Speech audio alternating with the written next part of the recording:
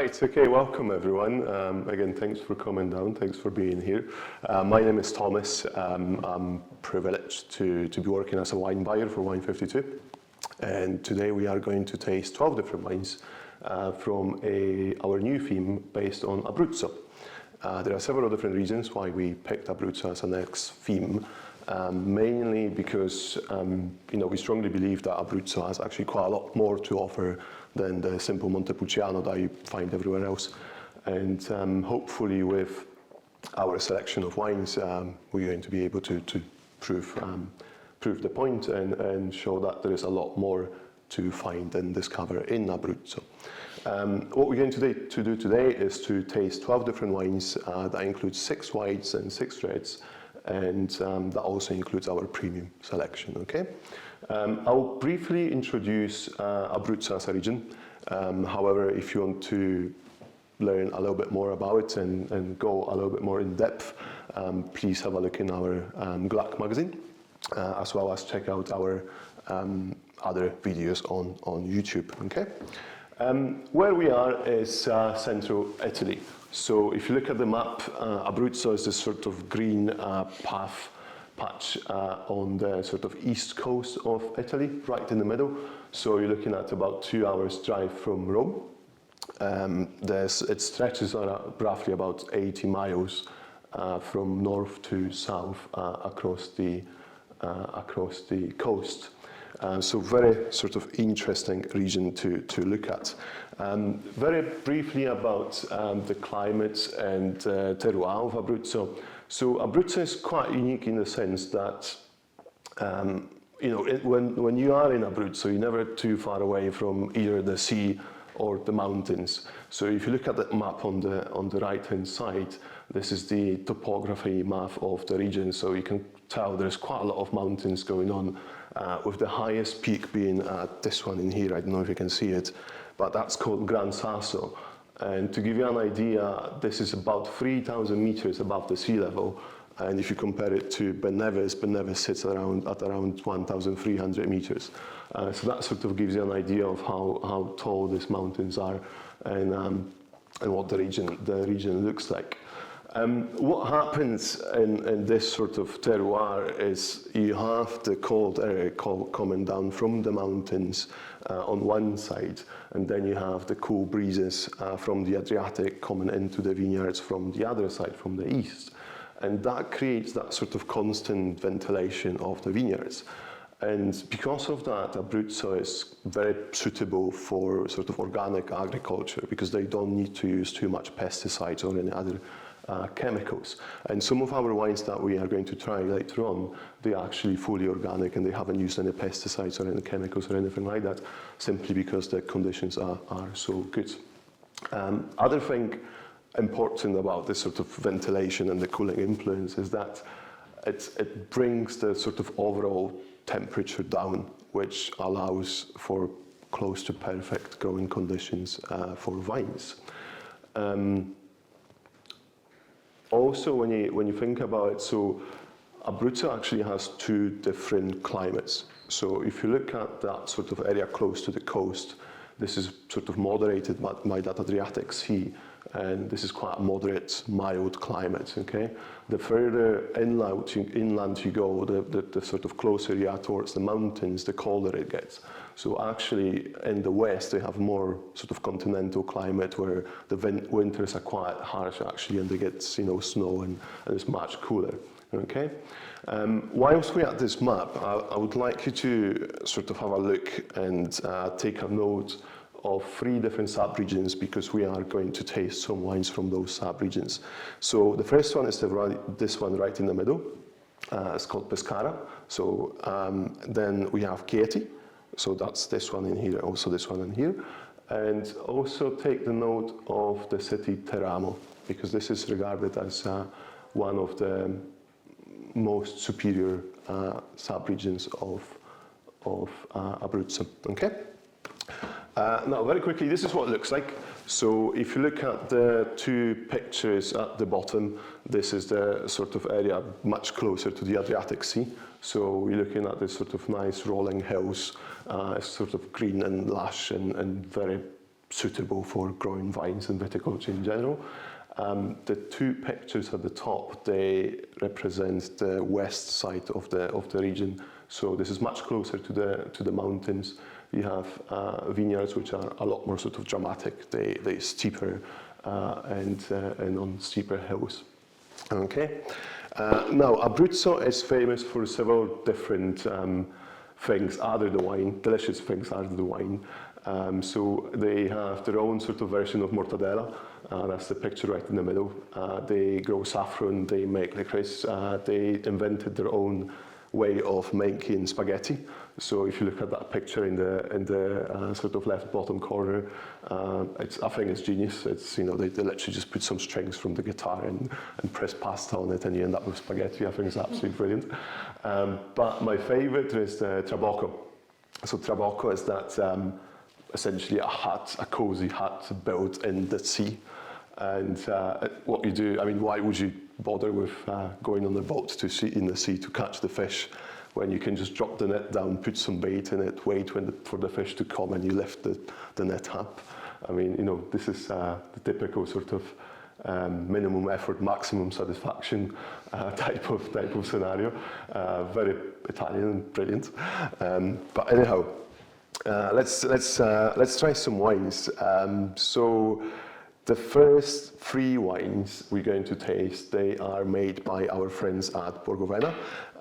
However, as I said at the very beginning, we are not going to talk too much about the wineries, or because you can see and you can check all the information in our magazine if you like. There's quite a lot out there. So we're going to primarily focus on the wines and tasting the wines, okay?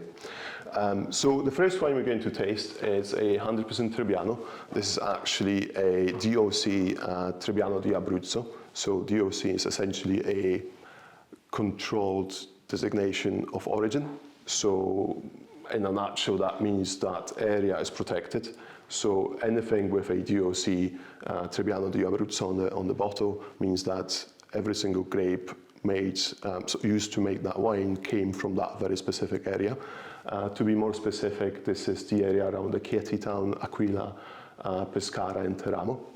And also this is the second highest quality level in Italy after DOCG. Okay, so this is actually proven to be good, if that makes sense. Okay, now Trebbiano as a grape variety is it buds quite early in the year. It buds quite late in the year, and it needs quite a lot of sunlight to ripen properly. Hence, it's pretty much perfect for Abruzzo, or other way around. Abruzzo is actually perfect for growing Trebbiano. It's an aromatic grape variety, so when you smell it, it's kind of jumping out of the glass with this sort of lovely ripe citrus. There is quite a lot of that sort of floral notes going on. So think about white flowers, like, you know, peach blossom, that sort of thing. Quite aromatic and ripe as well. You get this sort of lovely sweetness, like sweet fruit flavor to it. Why don't we have a sip? So on the palate, again, this sort of shows Abruzzo quite well. So you have this sort of lovely, ripe, sweet fruit flavor. However, the acidity is there as well.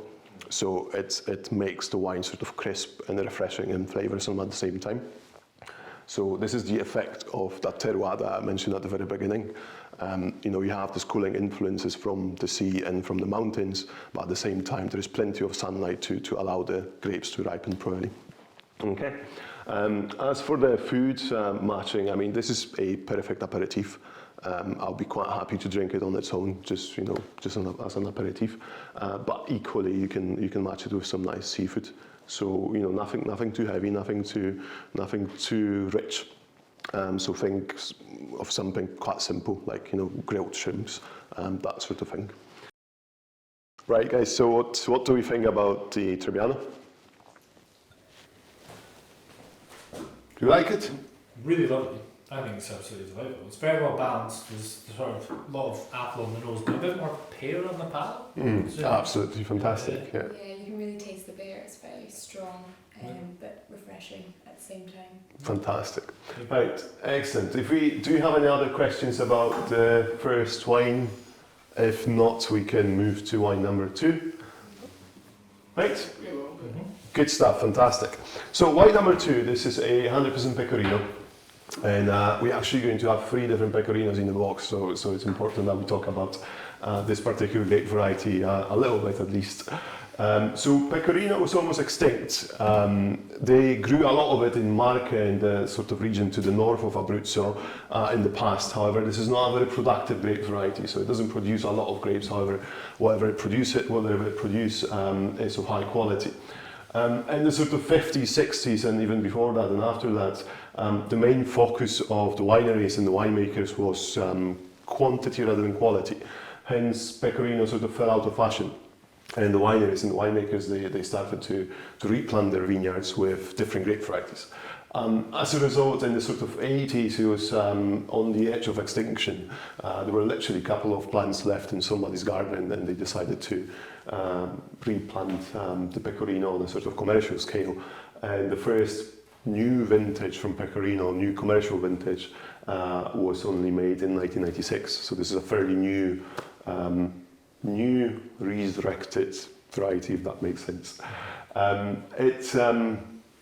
It appeals to the sort of modern wineries, to the new wineries, because it's a high quality grape. Okay, so you don't get a lot of yield, you don't get a lot of grapes per vine, but what you get is of high quality. And with the sort of modern approach to drinking, i.e. drink less but drink better, it became popular again, and we see a lot more of it on the market and everywhere else. And they started sort of experimenting with it as well. So we have things like we are about to try it right now, which is essentially a sparkling Pecorino. Very quickly about the production method of this wine. So this is made in exactly the same way as Prosecco. So this is something called Charmat method. So essentially, when you think about it, it's this quite a substantial pressurized tank where they replicate the champagne method of the second fermentation.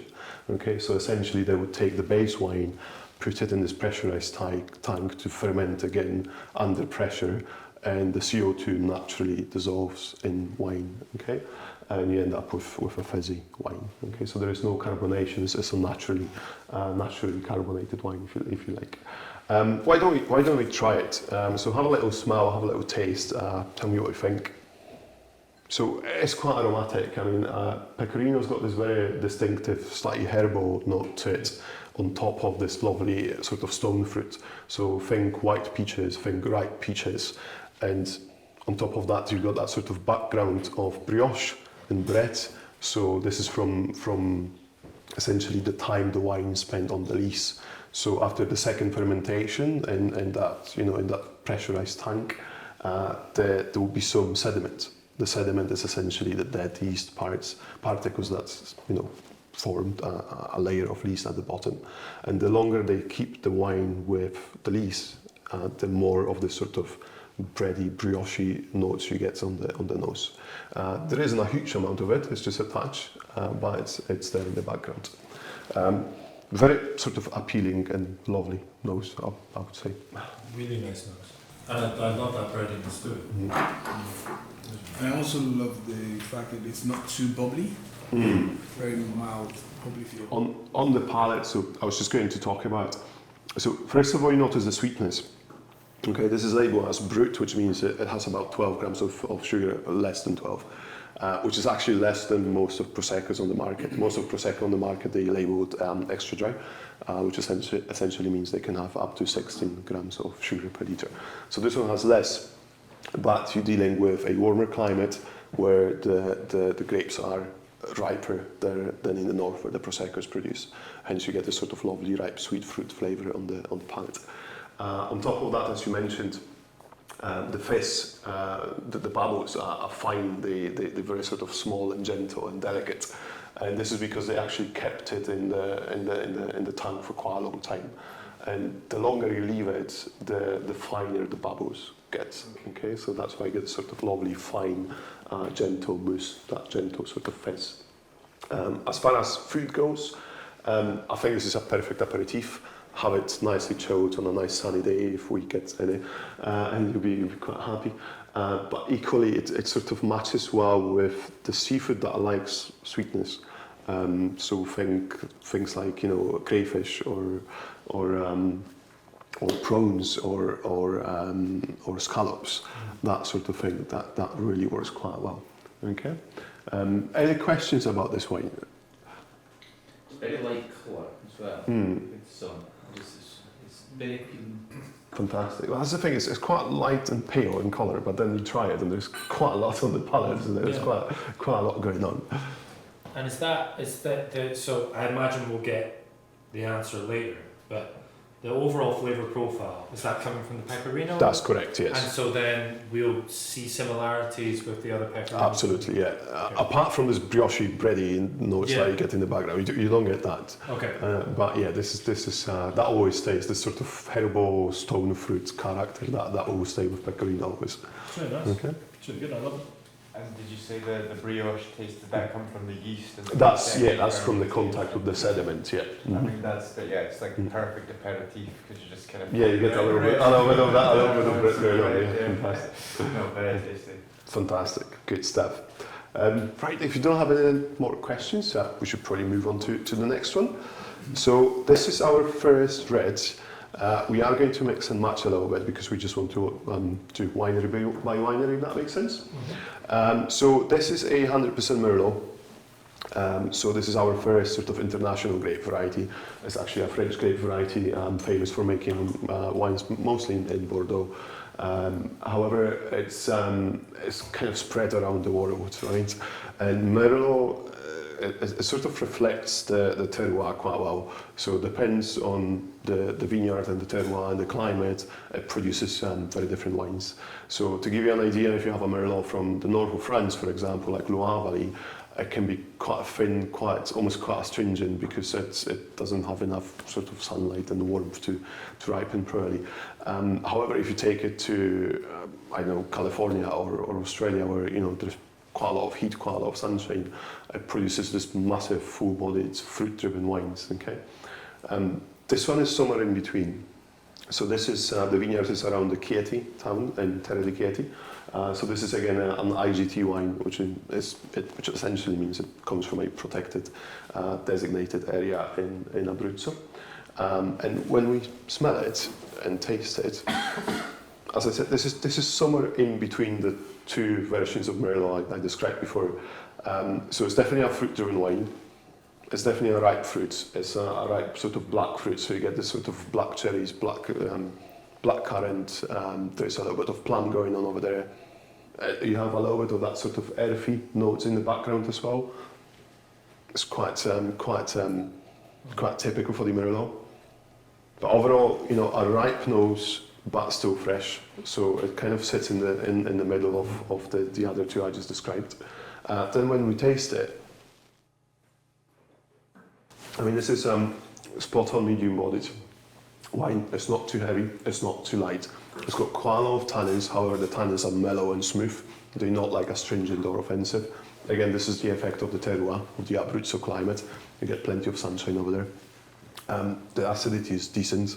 It's not too high, it's not too low, it's just sort of sits where it should be. Flavour profile, quite similar to the nose, so you get this sort of lovely black fruit, the black cherries coming through quite nicely, and the finish is quite long. When it comes to food pairing, this is your sort of I don't want to say everyday bottle of wine, but for a versatile bottle of wine, let's put it that way. Okay, so you can have it with all sorts of things, starting from pizza, pasta, to sort of comfort food, I would say. Nothing too fancy. This is your bottle of wine just to open and enjoy with variety of different foods. You can match it with something slightly lighter as well because it's not too heavy.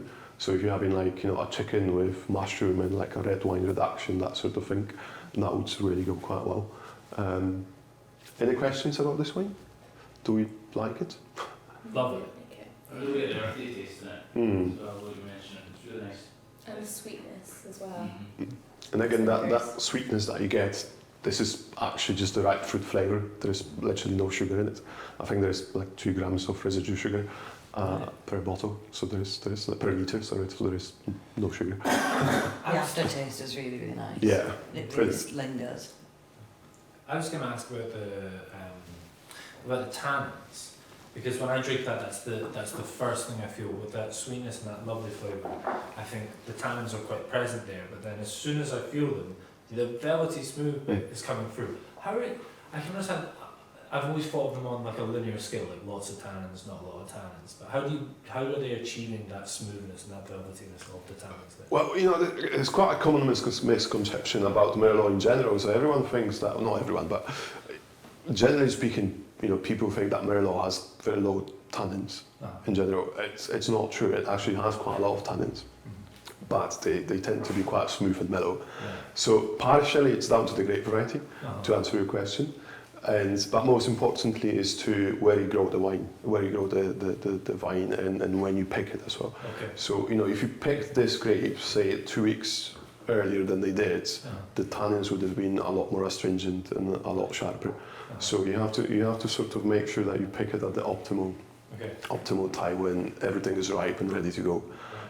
So does it answer your question? Totally. It's really lovely. It doesn't just taste nice, it feels nice as well. Fantastic. Yeah, the texture is quite good and the structure in that wine, which is great. Yeah, that makes it quite food friendly. Good stuff. Any other questions about this wine? No? Fantastic. Right, so moving on. So the next 2 wines are made by Redmonditano Estate, by our dear friend Rodrigo.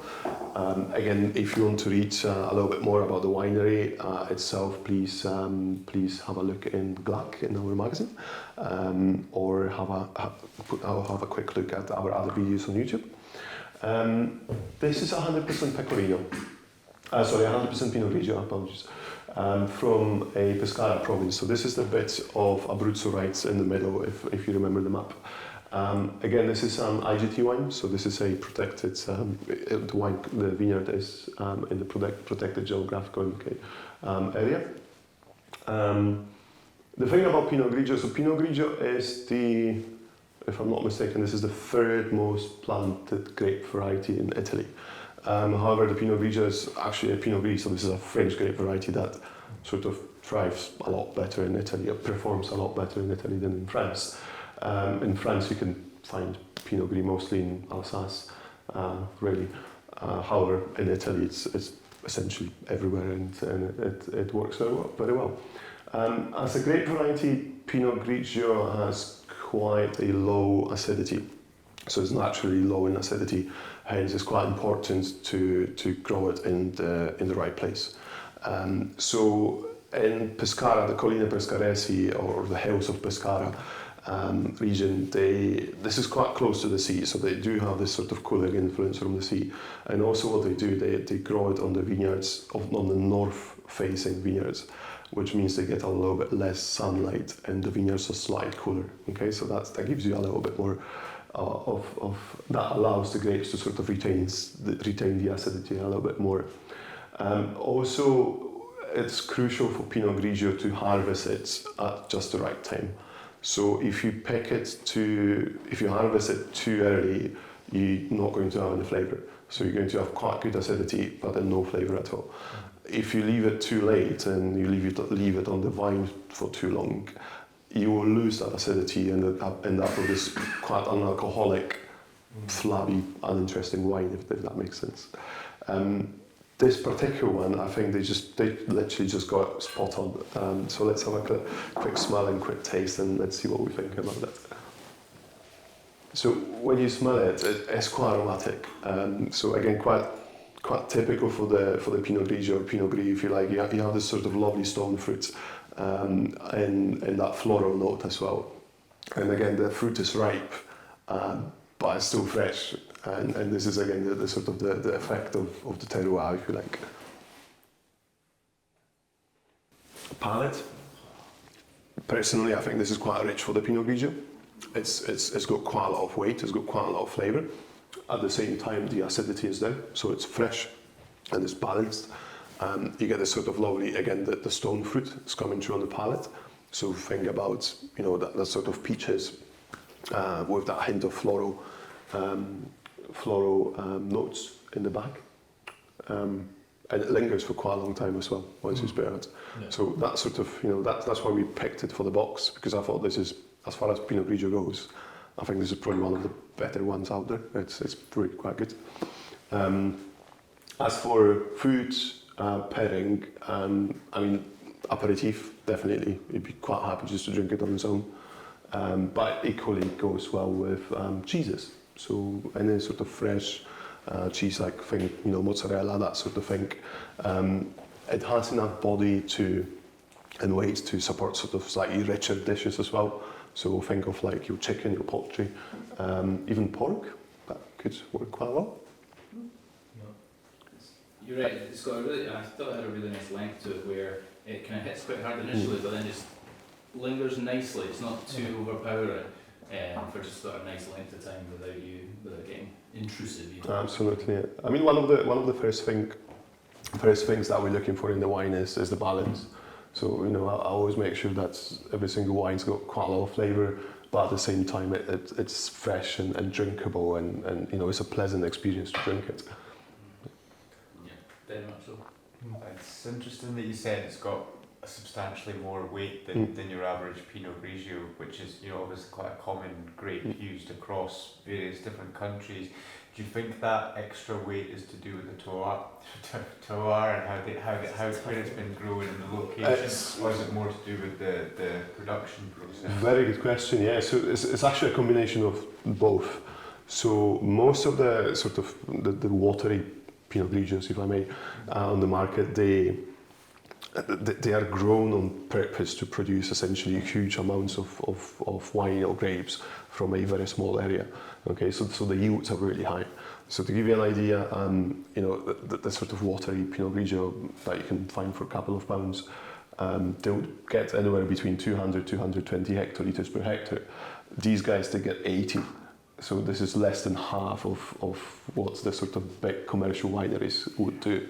So that's the first thing. So essentially, they do not dilute the flavour in the grapes.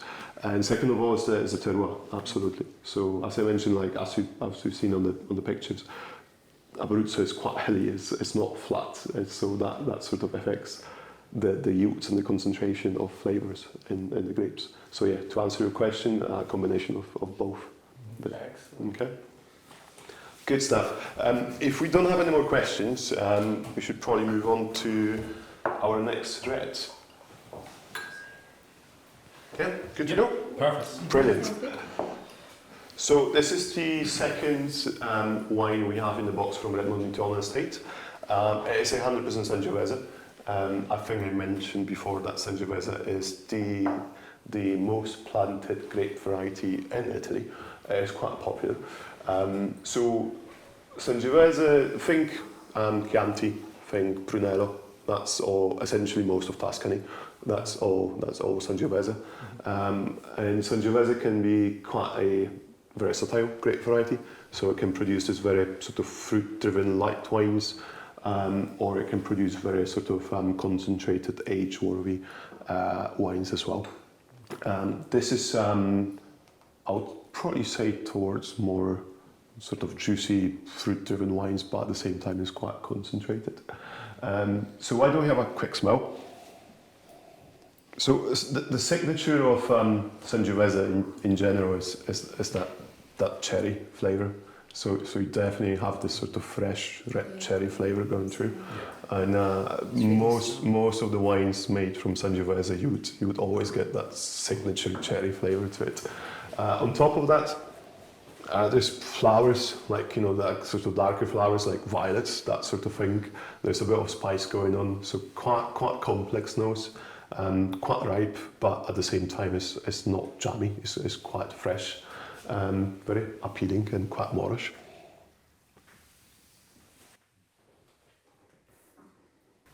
So Sangiovese as a grape variety has got quite a lot of tannins and quite a lot of acidity. And you can definitely taste that on the palate. So the first thing you get, apart from that sort of lovely red cherry fruit, It's the tannins and the acidity. In my humble opinion, I think this is a food wine. You probably could drink it on its own as well, but I would definitely highly recommend drinking that with food. Thanks to that tannins and thanks to the acidity, this is a perfect match for like fatty meats. So think of like, slow cooked pork belly, that sort of thing, where that acidity and that tannins will cut through the fat and make the overall dining experience a lot better. And anything quite, quite rich, quite fatty out. I mean, apologies if there are any vegans or vegetarians in here, but I don't think that's the wine for you.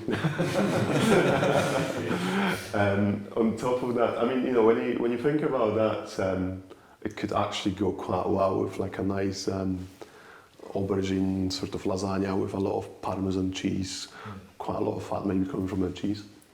But overall, yeah, the wine very nicely balanced. I think, I think that the tannins are there. There's quite a lot of them, but again, they're quite ripe, quite ripe, quite soft. The acidity, again, quite nicely balanced by that sort of lovely ripe fruit, and the structure is just spot on. I think the wine really quite works quite well. Yeah, okay. What do we think?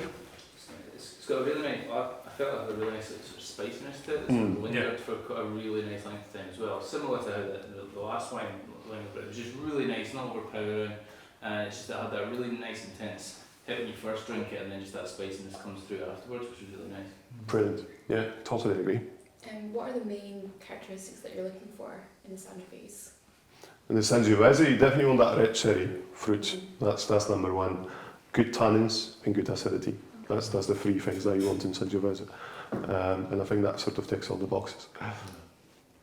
Yeah, it's very nice. Good stuff. Right, guys, so the next wine, so this is our wine number 6. This is from Ettore Galasso. Ettore Galasso is probably one of the largest wineries in the region. They own about 350 hectares of vines, which is quite a substantial number for Abruzzo. However, again, if you want to know a little bit more about it, please go to our magazine and the other videos. 100% Cabernet Sauvignon. So again, an international grape variety. Cabernet Sauvignon is actually the most planted grape variety in the world. There are several different reasons for that, but Cabernet Sauvignon adapts quite well to different terroirs. So it's quite happy in the sort of north, in the cooler climates. It's quite happy in the south, and it produces a variety of different styles of wine. It's quite a productive grape variety, hence it's quite popular with the wine growers and winemakers as well, and it's very marketable. So people recognise Cabernet Sauvignon, and it's a safe bet for the winery, if that makes sense. Okay, so that's why this is quite a popular grape variety throughout the world. So this is a very briefly about Cabernet Sauvignon. One thing to mention, Cabernet Sauvignon is equally responsible for some of the finest wines in the world. So think about your Napa Valley cabs. They fetch prices of £200-400 a bottle. Think of your Bordeaux, the finest Bordeaux they made from Cabernet Sauvignon and Merlot. So this is a very sort of high quality grape variety used throughout the world, and it produces some of the finest wines in the world. This particular one, so again, we are in the hills of Pescara, the Colline Pescaresi. This is the sort of sub-region right in the middle of Abruzzo. And they actually used vineyards with the southern exposure. So they wanted to produce this quite full-bodied, rich, ripe version of Cabernet Sauvignon. One thing about the Cabernet Sauvignon that's also liked by consumers and winemakers alike, it's in a funny way, it's a little bit like Sauvignon Blanc. No matter where you grow it or what you make to it, it will always retain that signature blackcurrant smell. So it will change. It will be fresh blackcurrant in the cooler climate, and the sort of ripe, jammy blackcurrant in the warmer climate. But it's always going to be there. So when we smell this wine, I mean, you put your nose in the glass and this is from a sunny, warm vineyard. It's got plenty of this lovely, as I said, that sort of ripe, almost slightly jammy blackcurrant with a little bit of the sort of dried fruit. So think prunes, think figs, quite moreish, quite delicious and very inviting. and definitely got that sort of sweetness on the nose.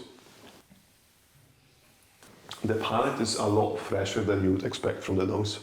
So you get that sort of lovely lift of acidity towards the end. Quite a lot of tannins again, but the tannins are smooth and mellow. Again, this is almost like a signature of Cabernet Sauvignon. It will have quite a lot of tannins. Good structure, good acidity, lovely fruit flavour again on the palate, with touch of that sort of dried, jammy blackcurrant fruit on the palate as well. Cabernet Sauvignon works. It's almost like a classic match with beef. So any sort of beef with a touch of fat to it. You don't want anything too lean, so don't think fillet steak, think ribeye.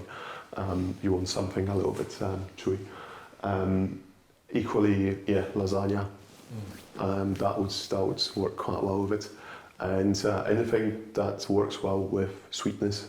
So think about duck breast with a nice sort of skin on top. Cheeses, but milder cheeses. Don't go for anything sort of too sharp. So think like Gruyere, sort of like nice nutty cheeses, that sort of thing. Any questions about this particular wine? What do we think about it? I think it's very easy to drink. It's very smooth. I really like it. Fantastic. Yeah, that's the effect of the sort of warmer vineyards and plenty of sunshine. You get this sort of lovely ripe tannins and the acidity is there, but it's sort of balanced out by that lovely sweet fruit flavour. You mentioned about how flexible it is, and that's why it's used in so many different regions of Bordeaux, Napa Valley, that sort of thing. What is it specifically about it that makes it so flexible? Allows it to be used in so many different places and to such a high level. I'm not quite. It must be something to do with the genetics. I think I'm not quite sure how to answer it, but I think just throughout the time they just found out that they planted it and it grows and it performs very well, and and people sort of noticed that and they started planting it everywhere. I'm not quite sure how to answer that, to be honest. I'm sorry, but yeah, it must be something to do with the genetics. It's like. So if you imagine on the other side of the spectrum, you would have something like Pinot Noir, which is a grape variety that's very tricky to grow, and you have to have a very specific soil type and very specific temperature, and you have to pick it at a certain time, and so on and so on. Cabernet Sauvignon is on the other side of the spectrum. It sort of grows quite happily everywhere. It's kind of like cabbage and strawberries. Cabbage wherever you plant. Strawberries, you have to be quite careful about what you're going to do with them. Cabbage, you just put in the soil and it grows. There you go. It's a cabbage. Brilliant. Any other questions? I thought it was quite the aromas particularly are quite nice and January. Maybe not so much in Italy, but in Scotland it's nice to get that kind of sweet. It's a sort of wine you want to have a glass next to the fireplace and next to a nice book. Good stuff.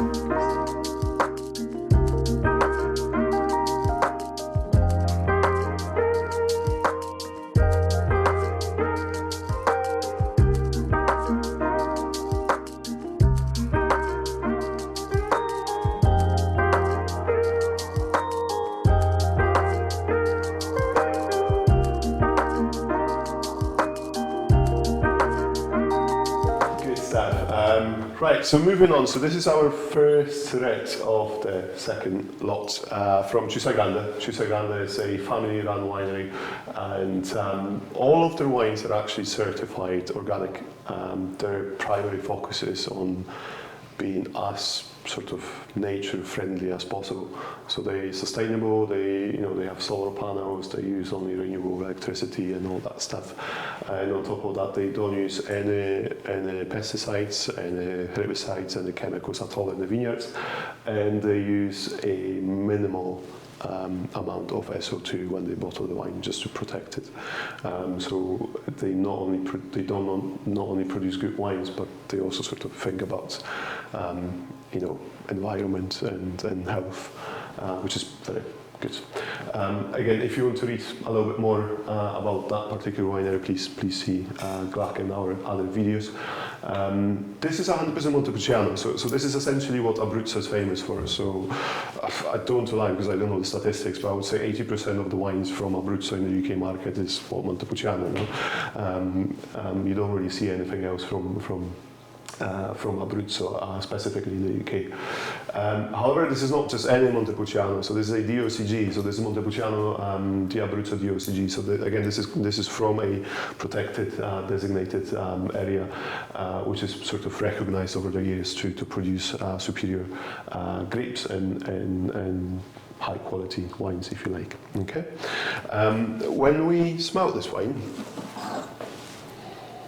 Montepulciano, again, is quite a versatile grape variety, so it can produce very light, fruit-driven wines, it can produce very sort of full-on, complex, rich wines. I think this is sort of towards more of that sort of complex, rich side. This is quite a serious bottle of wine.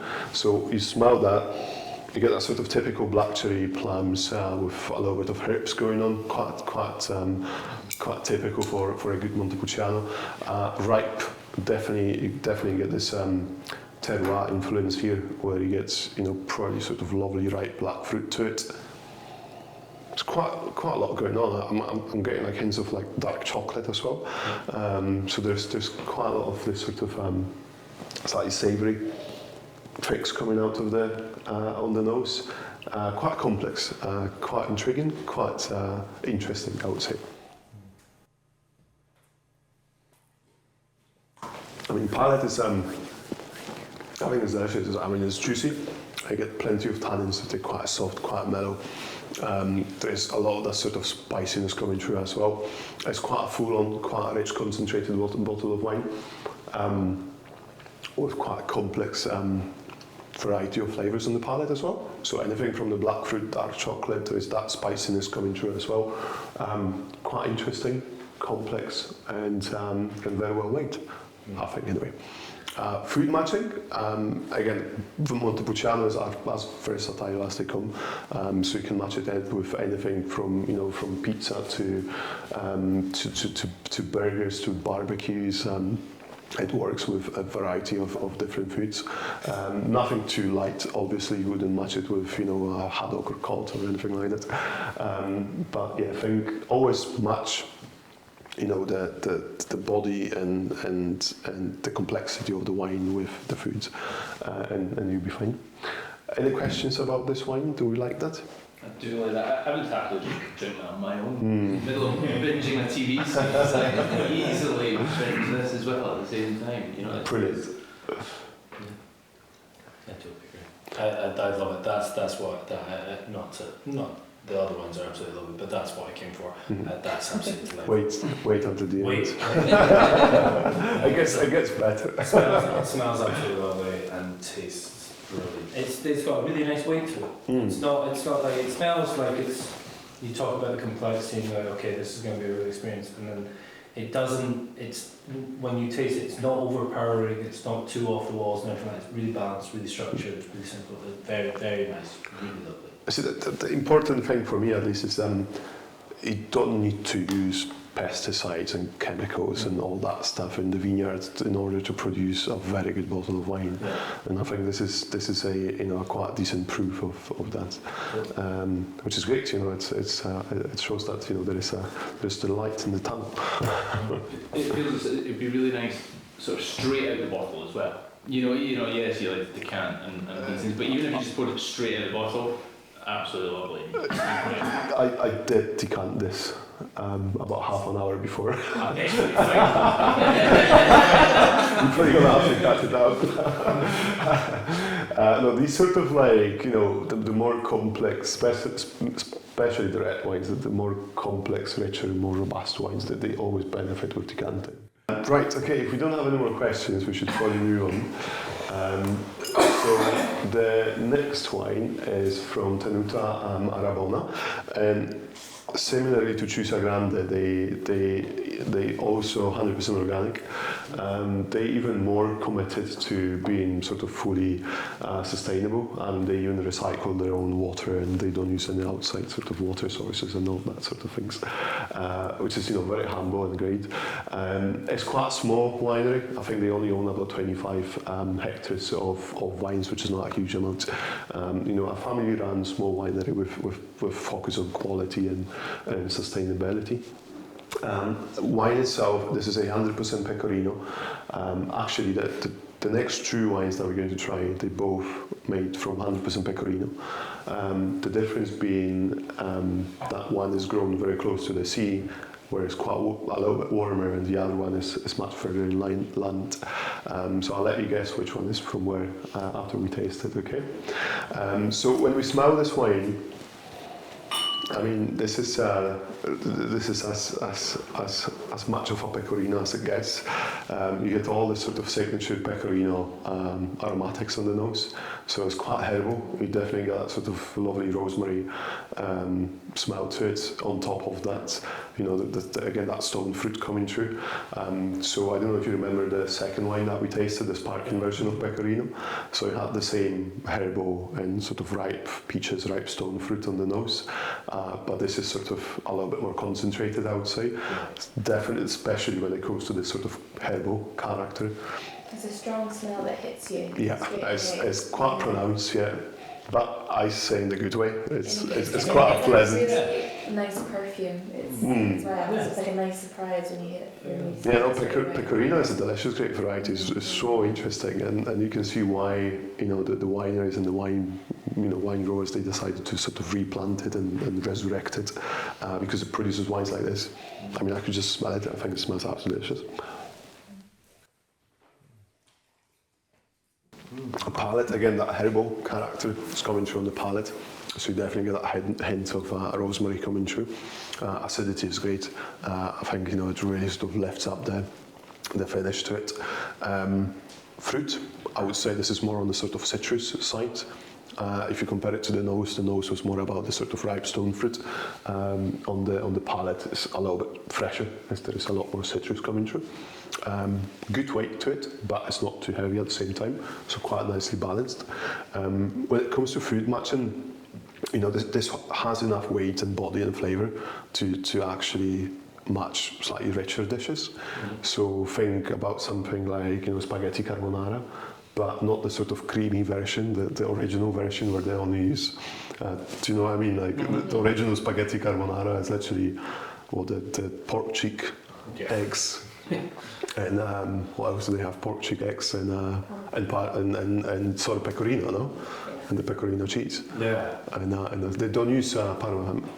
Or the original. Yeah, original one. They use the pork cheek. I forgot the name of it, but there you go. Yeah.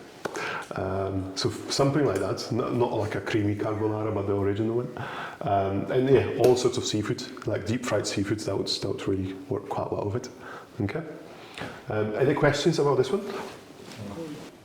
Pecorino was almost sort of extinct, if you like, in the 80s, and that would have been a real shame, that way. What was it, you may have mentioned it, what was it that led to that? Was it just...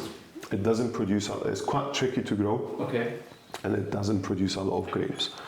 So in the 50s and 60s, their aim was quantity. They wanted to produce as much wine as they possibly could from each hectare of vineyards they had, and Pecorino wouldn't produce as much grapes.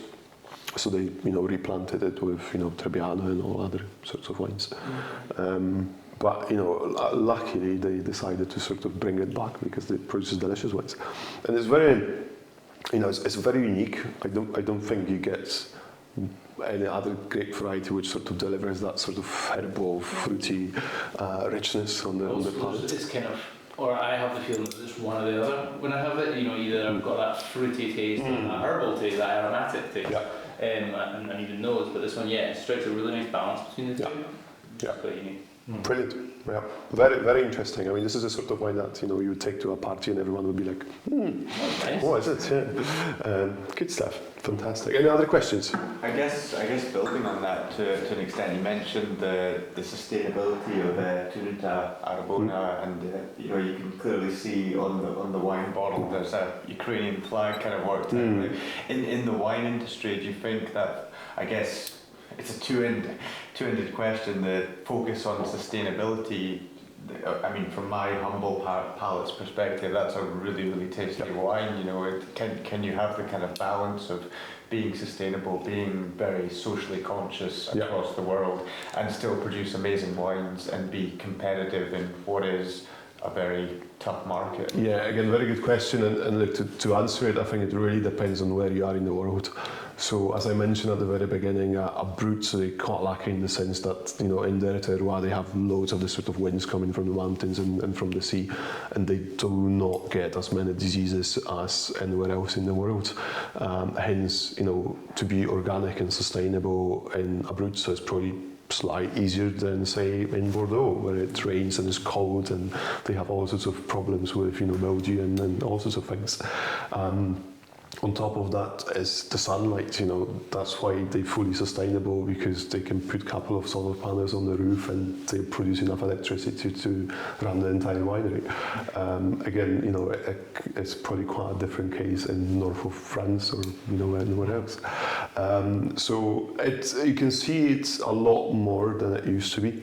So it seems like, a lot of wineries everywhere in the world, they at least try to be sustainable and organic and use as little pesticides as possible. And if it works, it's actually beneficial for the winery as well, because pesticides are expensive. So I actually went to Puglia several years ago, and it was this guy I met, and he's inherited a winery that was sort of run as another winery, i.e. they were using all the chemicals and stuff. So he's decided to go fully organic. And he stopped using everything, and said for 5 years he didn't have crop, he didn't have anything for 5 years, or next to nothing. But after 5 years, it sort of started picking up. And now he got to the point where he produces the same amount of grapes of much higher quality without spending any money on pesticides and chemicals. So it's a win-win-win for everyone. But it takes a bit of time, because it's easier to just spray stuff, Absolutely. But you can't do it everywhere. Some of the, especially like wetter, cooler climates, it's next to impossible to grow it like fully organically. Okay. Good stuff. Sorry, did I answer your question? No, that's an incredible answer. Thank you very Brilliant. much. It's fascinating. But no, it's good to see. It's good to see that more and more people. Getting certified is a bit of an issue. So for example, the next one I'm going to try, I know for a fact they equally, they don't use any pesticides or anything like that, but they just don't really have the resources to apply for all the certifications and stuff, and they don't have enough people to look after it and so on and so on. Unofficially they're organic, but they don't have a stamp. Financial and geographical. Yeah, there's no hiding behind it. It costs money and time. Whilst that's good, it's also still really good that it's so sort of stringent as well, isn't it? It means that when you see a wine that's organic, like wines we've tasted in the past, if you see it's organic, they've really had to jump through hoops a little bit. It's an effort. It's an effort to get that certification, 100%. Yeah, it's a big effort as well. Yeah. Good stuff.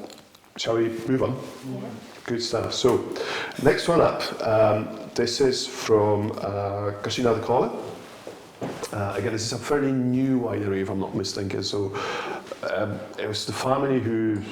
Sorry, I don't want to lie. So go see Glac, read everything in Glac about the winery. I know that the son started in 1971, if I'm not mistaken. His name is Nazario, and that line is actually named after him.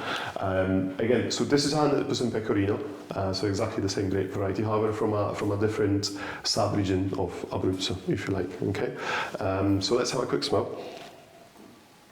So in here, I think the nose is a lot fresher. you perhaps get more of this sort of orchard fruit. So think this sort of fresh pears, fresh apples. There's a little bit of citrus coming through. The herbal thing is in the background. It's not as pronounced as the first one. So I would say this is a lot more sort of focused nose, a lot fresher nose. Let's have a little taste. Again, on the palate, you get that sort of lovely sweet pear coming through, but it's fresh and it's quite mineral as well. The acidity is definitely higher. It's slightly lighter, but I would say this is a lot more focused, a lot fresher, a lot more precise bottle of a wine, if that makes sense. Which one do you think was from the warmer coastal region and which one was from the mountains? I think I would say number 2 was warmer. yeah. So number 2 being the last one. Yeah, last one, Yeah. sorry. Yeah. The first Pecorino. I would go for that as well, but I'm only seeing that because of colour, actually. I don't even know if that makes any difference whatsoever. I just thought the lighter one was from a cooler place, probably because it was later, but I don't know. Yeah, actually, Yeah. it's not nothing to do with the colour, but it's spot on there. So the second one comes from the mountain. Well, not from the mountains, but from the area where they're much closer to the mountains, on higher elevation, where that's where you get that sort of minerality as well on the palate. You mean the second one as in... No, the second Pecorino's number 3. Right, okay. I'm Yeah. Right, okay. Yeah. So number 3 Okay. on your tasting mat. What gives the difference in colour then? How does that originate? It's mainly the skin contact. Okay. So most of the colour would come from the skin, and the longer you keep the skins with the wine, like with the pressed juice, the more colour you get. That's kind of how you get orange wines. So orange wines, they would leave the grape skin for several months, and that's how you end up with, the colour and the tannins as well. Yeah, of course, yeah. So they, for number 3, so the second Pecorino we've tasted, they literally just pressed it and took the skins out. For number 2, so the first Pecorino we've tasted, they crushed it, they kept it for 24 hours, and like in the in cool conditions, just to extract a little bit more flavour and colour to the wine. But yeah, so yeah, I hope you can see the difference. So what I wanted to show you is essentially the difference between the same grape variety but grown in slightly different terroir, slightly different sub-region of Abruzzo. So the first one, coming from the sort of warmer area close to the sea, you get a lot more of the sort of riper stone fruit. The second one is a little bit more sort of crisp, a little bit more precise with fresher orchard fruits and that sort of lovely mineral note to it as well. When it comes to food pairing, I mean, I'll be quite happy just to drink it on its own. I think it's just delicious enough with lovely sort of crisp acidity. But yeah, you can match it with all sorts of things, anything from sort of seafood. Abruzzo is very famous for their seafood as well. Any questions? Which one did you like more? Number 3. Yeah, number 3. Yeah. I'm gonna disagree with the group. I like number 2 more. The minerality. agree with Doug. Yeah, the minerality is the big thing that sort of jumps out for me with that wine that we've just had, which is very nice and I like it and it's lovely. But the number 2, there's a certain simplicity that I really like with white wines. I really like the sort of simplicity, sort of freshness that's coming through there. I really enjoyed that number 2 Pecorino. I like the number 3, but the minerality feels like it's just not what I'm looking for. I'm looking for that one before that was very, very on point for me. Brilliant. I think, through looking at this region after other regions that we've done, especially in Italy, I think I'm definitely starting to understand that I like white wine from sort of the cooler side rather than from sort of the warmer side. I don't know why, but every time we have one and you talk about it, it's like very much like, yeah, that is that sort of minerality, that lighter side of things that I can really sort of get on board with. Very nice. So I'm like the opposite. I'm like big, bold, Californian wines. So anything that has like, I'm not going. I suppose it depends what you do. That's what you're doing. Like if you're eating a substantial dinner, you want some a proper sort of full-on oaky, smooth, creamy Chardonnay from California. Yeah, They're quite meaty. Yeah. Yeah. But that's what's wild. You showed that big map at the start of all the different wine regions in Italy. and then Abruzzo, you show the topography. You know, you can get all these different kinds of wines because it's such a varied, even tiny. It's so diverse, it's such a small area. Small region. You could take a wine holiday, just get to Pescara, rent a car, you know, or get a bus.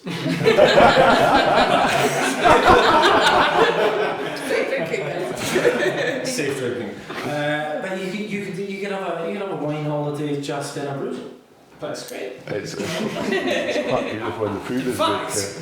In fact, yeah, it's pretty good. Good stuff, fantastic. Right, if we don't have any more questions about any of the Pecorinos that we've tasted, we should probably move on. Now it sort of gets interesting. So it's again from the same winery, so we're looking at Pescara. And the next 3 wines that we're going to taste are a little bit of an experiment, I would say. So they started producing that about 4 years ago.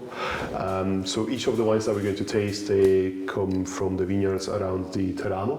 So this is the sort of superior area in the north. So think about it as the sort of cooler, higher area of Abruzzo. And for each of the wines in the Trebbiano line, they use international grape varieties. So we're going to look at the Sauvignon Blanc, Merlot, and Syrah. Okay, so this first wine is 100% Sauvignon Blanc. So Sauvignon Blanc, I'm pretty sure everybody knows the grape variety quite well. So it produces wines with a very distinctive herbaceousness. So no matter where you grow and how you grow it, will always have this sort of herbaceous nose, mostly in the background. So think about, you know, nettles and freshly cut grass and, you know, black red leaf or tomato leaf. So you always have something like this along, you know, in the background. It's down to methoxypyrosin. It's a chemical compound found in Sauvignon Blanc. Let's have a little smell of this one because I generally think this smells absolutely incredible. So when you smell that, I mean, you definitely get the typical Sauvignon Blanc herbaceousness. Whether you want to call it, you know, a black red leaf or tomato leaf or freshly cut grass, it's definitely there. But the thing that I really like about that is that tropical fruit, that lovely sort of ripe guava with a little bit of pineapple coming through. It's really quite pronounced. It's really quite out there, and it jumps out of the glass. I mean, really, you don't have to go far. It smells absolutely delicious. Really strong, that top. It's really like, yeah. So you know, those tropical fruit juices you get, you know, you just immediately it's that. You said nettles as soon as I smell it. It's really there. I mean, you can't avoid it with Sauvignon.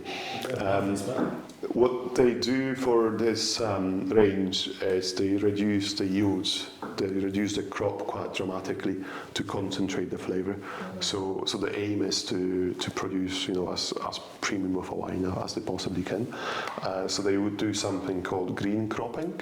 So essentially, when the grapes turn green, they would cut 40% of them off the bunch to concentrate the flavours in the 60% that's left on the vine.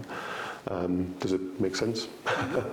Is that to allow them? It's like, you know, when sort of gardeners chop certain parts of dishes in order to let the good parts flourish more. Is that a similar? Yeah, in the sense that, so imagine. So the vine sort of gets ready to produce grapes, right? So when they do the green cropping, they have to make sure they do it at the right time, because if they cut it out, if they, you know, take some of the bunches too early, the vine didn't get ready to sort of produce, you know, that many bunches of grapes. So at a certain time where the vine sort of is already ready to produce, say, for argument's sake, 10 bunches of grapes, they would cut 4 of them out. And then all the juices and all the sort of, you know, nutrients that the vine is supposed to give to 10 bunches of grapes, it only gives to 6 instead of 10. And that really concentrates the flavour.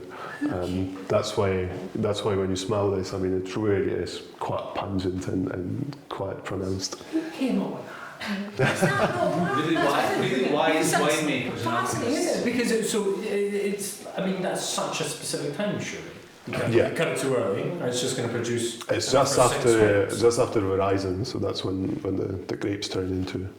Right. I guess that's trial and error over Just a a It must have long been. time. It must have been. Yeah. Fortunate Yeah. genius has created this fantastic because it smells. I mean, I wish there was some, air freshener like this. Anyhow, let's have a That look must at this. like come as a cost though as well. So then you're basically just being like, I just want quality from this wine Yeah, exactly. and like loads of flavour. And you can tell. It's pretty weird. The palate, I mean, again, I think it's absolutely lovely. So you get this sort of the same sort of tropical fruit. I think this is less guava, more passion fruit and pineapple on the palate. Definitely that herbaceousness. You get a lot of that, the nettle sort of flavour coming through.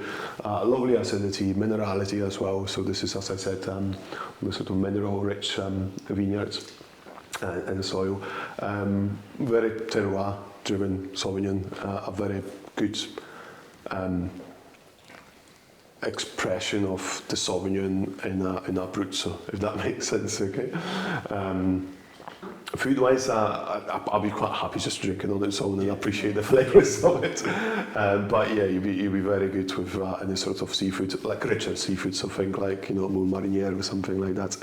Sauvignon is quite famous for going very well with goat's cheese or any sort of strongly flavoured soft cheeses that would work quite well. Equally, Thai cuisine works surprisingly well with Sauvignon because of that herbaceousness. But nothing too hot. Spicy is good, but not hot. Okay. Any questions about the Sauvignon? Have a look at Big Mac. It's unbelievable.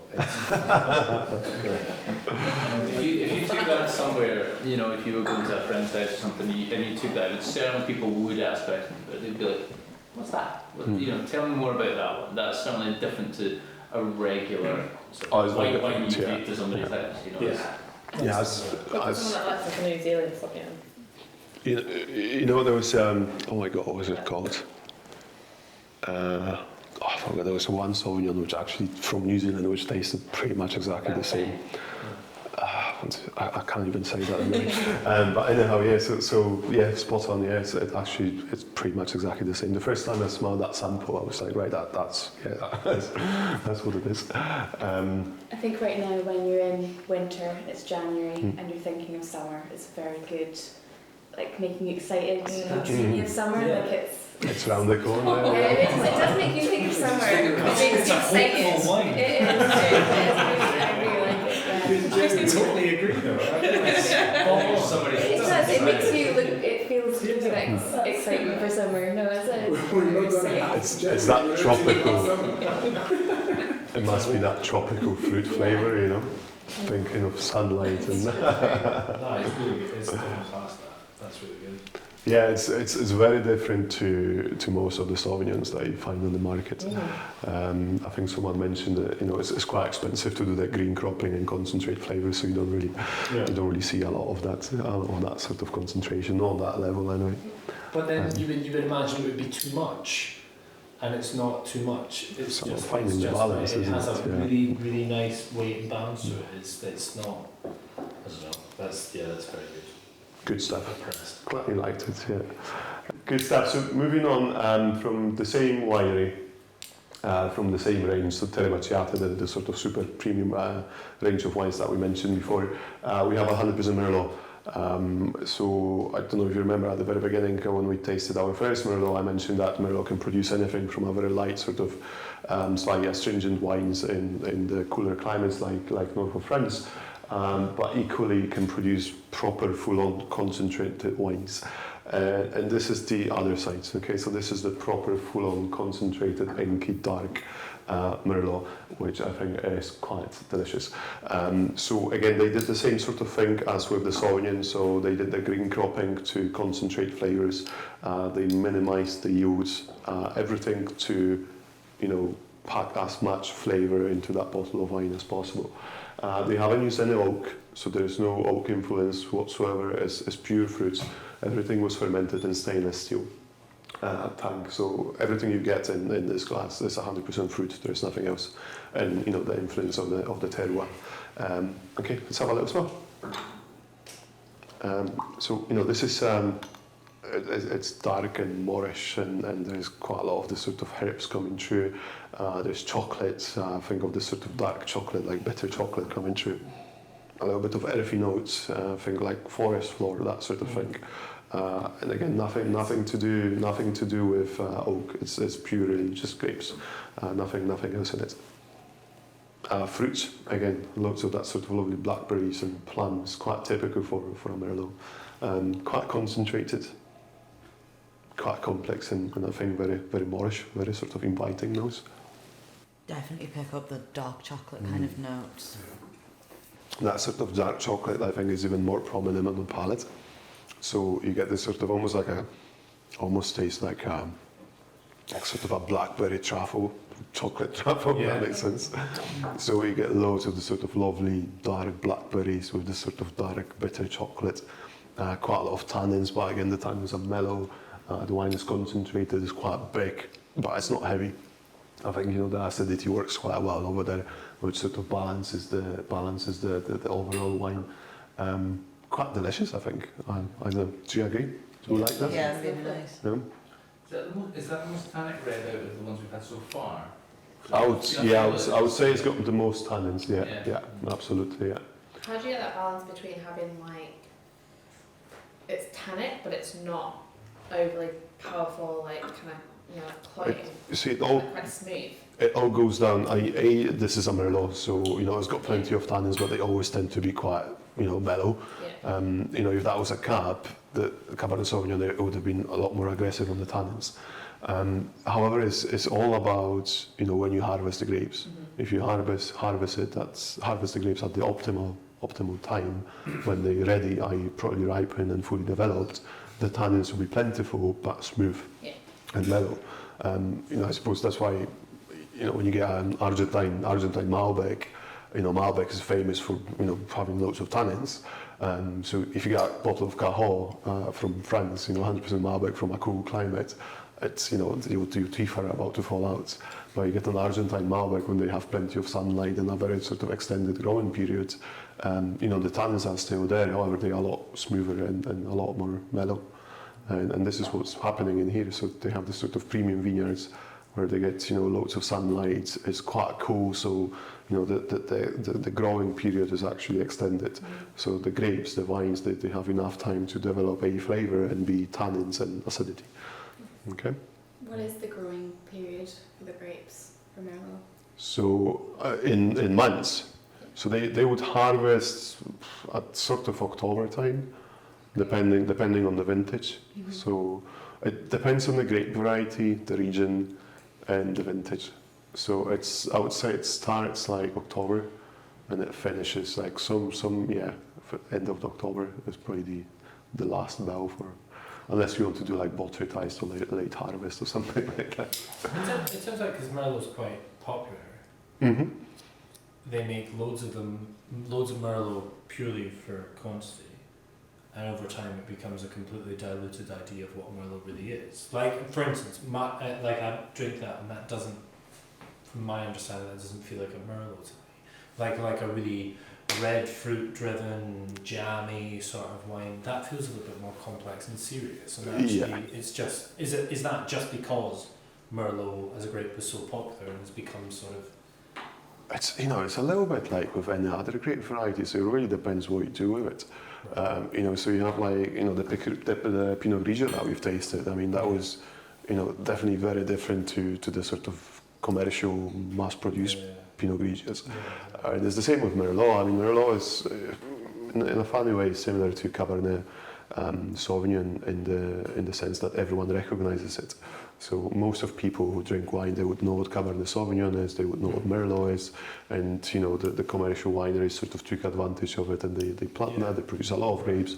Both of these grape varieties, they're quite easy to grow, they're quite prolific, they produce quite a lot of grapes, so it's very easy for them to produce a lot of, sort of not very concentrated wines, if that makes sense. Yeah, but then if you take it seriously, you can produce something like this. And again, Merlot is responsible for some of the finest wines in the world, Pomerol. That's 100% Merlot, really. Okay. Interested in the nuanced layer of dark chocolate. What brings that kind of? It's down to the grape variety. Oh. So some of the grape varieties they will show a certain level of quality, of course. So you don't really get it in the sort of entry level wines.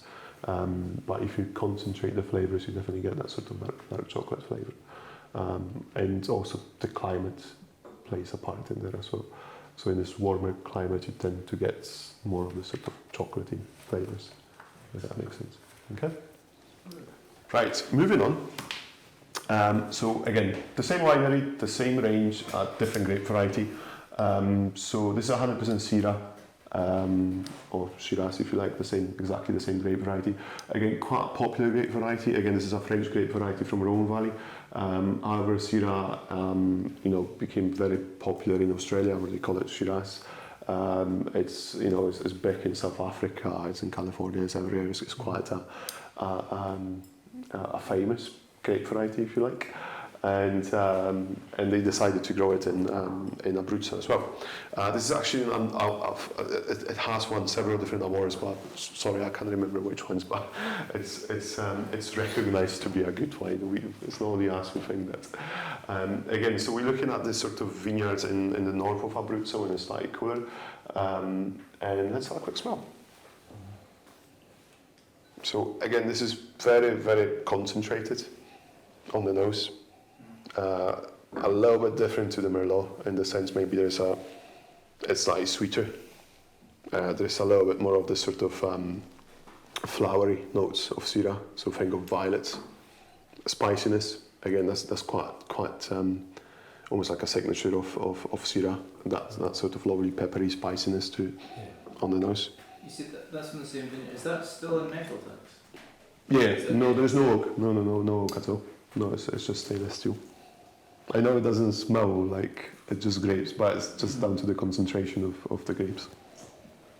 Again, very, very sort of moreish, dark, inviting nose. Plenty of ripe fruits. A little bit of that sort of lovely spiciness and violets, and just delicious and inviting. Yeah. You'd get away with saying that smells a little bit more oaky. You'd do that. But that's the funny thing. There's no oak whatsoever in it. Yeah.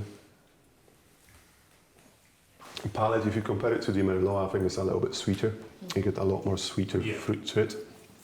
Again, think of the sort of like sweet blueberry thing coming through. This is on top of everything else that's going on. So we again get a little bit of that sort of chocolate, not as much as in Merlot. Acidity is great, balance is great, it's got good weight to it. It's bone dry, it's got like 3 grams of residual sugar in it, which is essentially nothing. So that sweetness you get is just ripe, sweet fruit flavour. Tannins, I think it's got less tannins than the Merlot. It's a little bit softer and easier to drink. I'll be quite happy just to have a glass of it on its own, just to appreciate the flavours and the balance and the structure of the wine. However, you can match it with several different things. That's It's a steak wine. that's a big wine and it needs big food. But it works very well with like slow cooked foods, like things like lamb shanks or anything like that. Like.